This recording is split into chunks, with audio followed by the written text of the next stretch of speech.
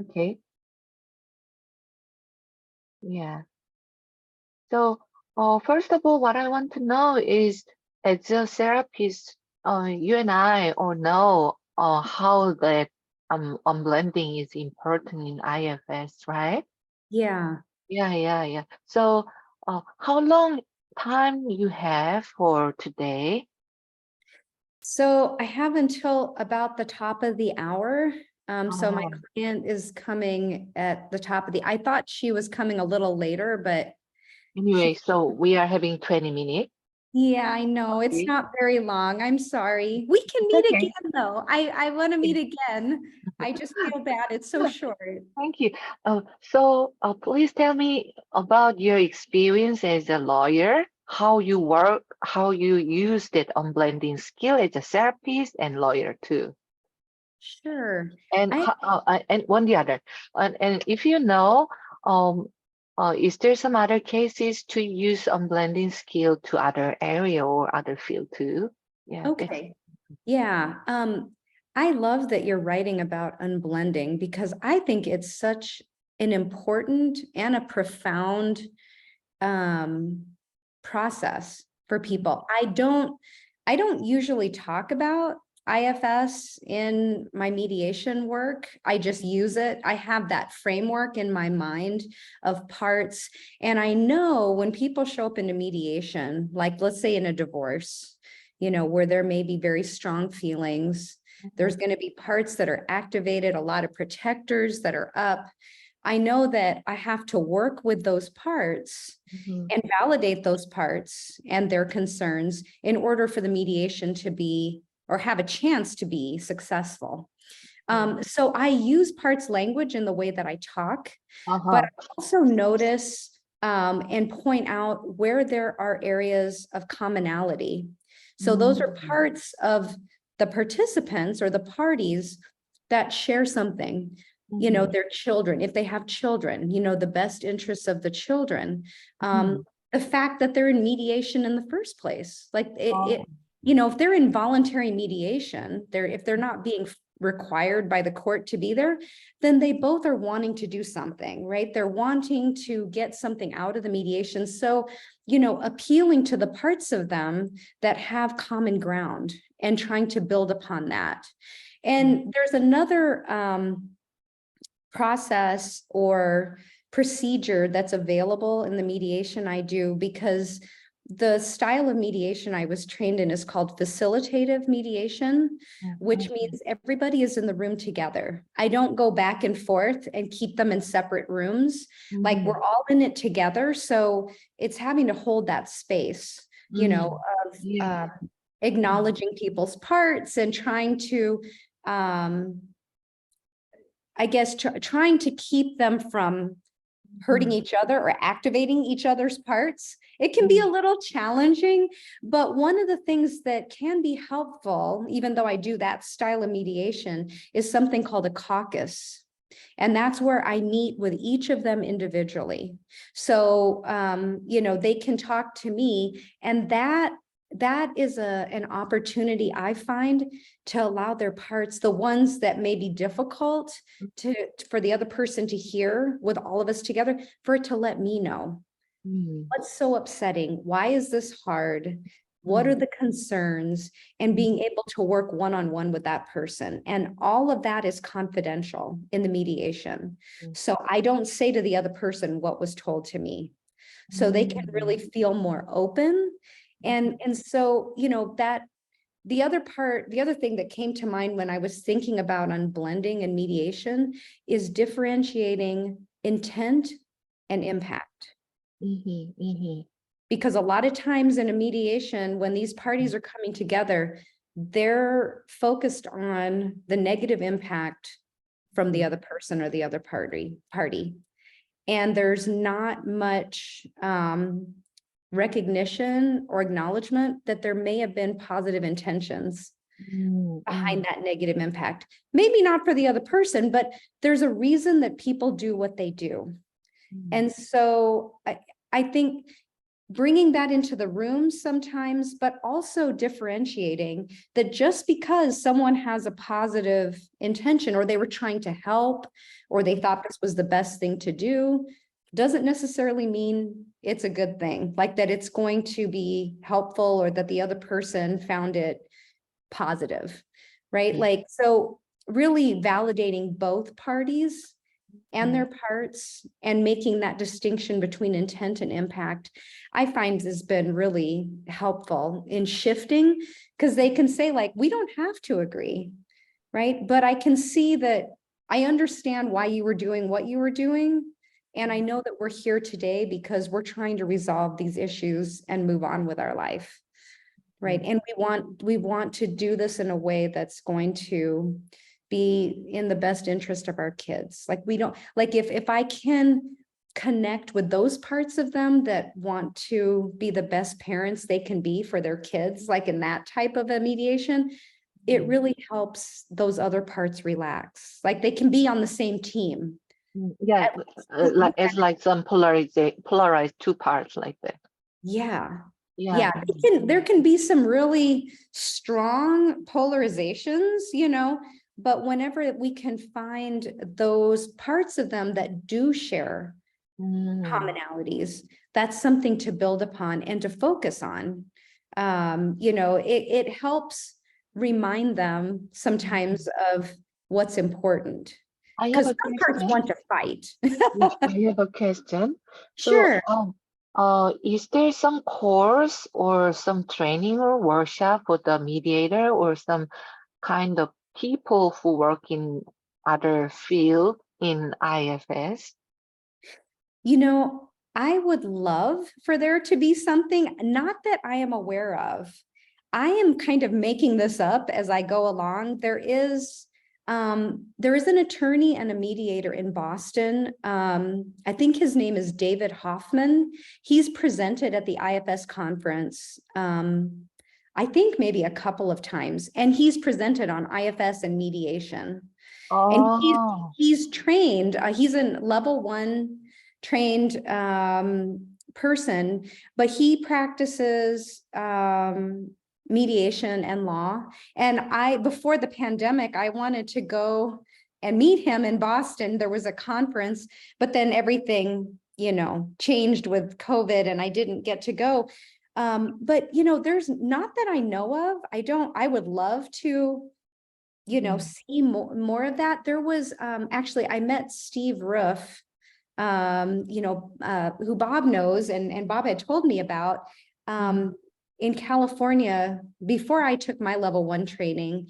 And Dick Schwartz came out and he and Steve did a weekend for attorneys and mediators on how to use IFS with mediation. But that's the only formal training that I've had combining the two. I just take what I've learned in my IFS training and I bring it into the mediation. But sorry, I'm sorry to interrupt you. So when you did the anyway, there's some people who's named by David Hoffman and Bob's friend Steve Roof. And have you ever heard about some unblending, using unblending to mediation or other work? Have you heard about? Have you ever tried some workshop or something else, especially for the mediating job? Yeah, I did have, so I've done a 40-hour fundamentals of mediation training. And then I had to have so many hours, practical hours of co-mediating and observing, and before I could get certified as a mediator in Montana. Using the unblending for the mediator in the workshop. No, it's just really just the work that I've done in IFS, and that one workshop I did in Santa Cruz, the one with Dick Schwartz. That was in February of 2019. It was like a weekend workshop for IFS and mediation. aside from that, and also watching David Hoffman's presentation at the conference, those are the only things that I've seen that have brought together unblending and mediation and legal work. I think unblending is a tool that I find invaluable. Okay. Okay. After I learned IFS, I brought it into all my work, So even though there, it's not explicit. go ahead. Go ahead. Oh, sorry, go ahead. So, you did a workshop named by IFS Mediation with Richard Schwartz for 40 hours, and there's some other presentation by David Hoffman too, but the unblending is not so quite focused on focused in that mediation workshop. Yeah, let me I might have misspoke there.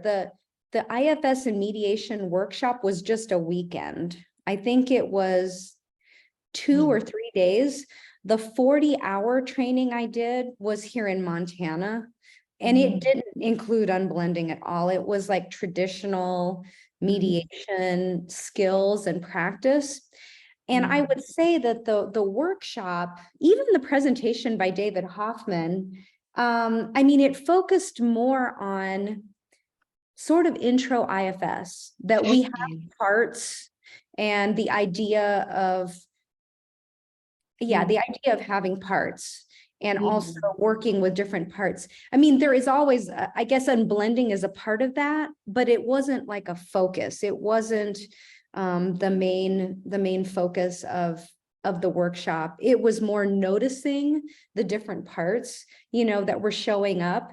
And then did a demo where I have never seen a mediation actually look like this, but it looked more like a therapy session, but, doing some more deeper work with parts that were coming up. I think we can hold the unblending without being explicit, just acknowledge it, like working. It's, I guess it would be like implicit direct access is really what I tend to use a lot in mediation and in the legal work. And in doing that, I try to validate those parts, and the validation, really getting curious about what's the part, what's showing up, why is it saying or wanting what it's wanting, helps with the unblending. Like that allows that shift for the person to get a little space. And sometimes I had a mediation where I just said, okay, if you can hold all these, I said, see if we can just, take a few breaths, just noticing all these concerns, the different options. And I said, just seeing if anything comes to you about what would be fair, how you might compromise. And so I was really asking them to unblend and to have self-energy and see like how can we come to an agreement? And it was amazing that I didn't say IFS, I didn't say parts, and they did that, and they were able to, I'm sorry, I don't know why that popped up. Oh my goodness. Yeah. It turned on my do not disturb, but it was really pretty amazing. Sounds like even you don't use that word on blending or part or direct access at all. Sounds like you are doing on blending all the time with the people for your mediating job. Yes. And even you didn't learn that unblending really strong in that workshop. Sounds like you are using that. Yeah. No, I think it's all very helpful. But unblending is key. I think unblending is really key, because if a part won't unblend and it is pretty fixed, we usually don't get very far in the mediation. So one of my challenges as a mediator is trying to create a safe space Mhm. So the parts that are showing up, usually very strong protectors, can Mhm. relax a little, and we can get a little space to like Mm. explore options and see what Yeah. might be possible. So Mm. it is a little, you know, daunting sometimes. And that's why I have to caucus sometimes with parties and me. If there's a protector, if a person, if a person is really blended and won't budge at all, that's usually a time when I will do a caucus and meet with them so I can really hear this part out and Mhm. provide this safe space to allow it to validate it, to understand it. And so, and hoping that it will relax a little, because they're here for a reason. They want to, you know, they're coming to mediation to get something done. And Mhm. so I need to connect with that part and let it know, like, I need it to relax a little so we can do what you came here to do. Yeah. Thank you. It's super helpful. And is there some other field beside the attorney or mediator Um, who use the unblending or IFS work? Yeah. You know, I'm curious about, and I don't know a lot about it. I know there's a group that does this, but is like in the education arena, like with teachers and students. I was very curious about it. I just, one of these days, I might look into that more, but I am Mm. curious about some of that because I think the unblending techniques and using unblending in the classroom and working with students, to me, seems like would be huge. You know, you wouldn't be going through like a whole unburdening and into the healing steps, but just getting, even for teachers, you know, they're getting activated by what's happening in their classroom, you know, Mm. and students who are dysregulated. So to be able to, you know, Yeah. unblend and help students unblend, to me, Yeah. seems like that would be huge, but I don't know a lot about it. I know there's a whole Mm. group. I think it's Mm. called the Self-Leadership Collaborative, I believe. I'll find Mm. the exact title because I was on their listserv for quite a while. Yeah. And uh before IFS, I learned Imago first, and in Imago community there's some course named by Imago facilitator who does some mediator job too. And is there some similar stuff in IFS, or which has the name like IFS mediator or facilitator or course like that? You know, not that I know of. I would love for there to be. I've been wanting to reach out to other Mm. mediators or attorneys who are trained in IFS, that we could connect and maybe do something, but not that Mhm. I know of. Yeah. Oh, you're sounds like you're doing wonderful job. Oh, thank you. I try. Yeah, yeah. I think the people who meet you is lucky. Oh, thank you. Yeah, because you're having such a huge knowledge about their parts and some basic rule about unblending. I think that's super helpful for helping them to find some agreement. Yeah, I found that mediation has, it has helped so much with mediation. My parts, especially my managers, were working so hard before I learned IFS to try and facilitate mediation. And Mm. now it's, I mean, it's still challenging, but it is so much easier. Yeah. And But it goes, it's a more effective, it's mhm. more efficient. And Yeah. I just, everything feels easier with the parts lens. Anyway, there are some American attorneys who are using this IFS to their work. Yeah, Mm. yeah, there are a few. Thank you for your precious time, Oh, Christine. thank you, Songi. I would love to hear more about your dissertation and what you're writing on. So Hi. maybe we could set up another time, because I know I did a lot of talking. I would love to hear more about what you're working on. Anyway, I have to finish this week. Oh, you do? Wow. Okay. Sounds good. It's small dissertation, not the huge one. So, wow, you're client. Sounds Time. good. Good luck with your work. Yeah. Thank you. Thank you. Bye. Bye.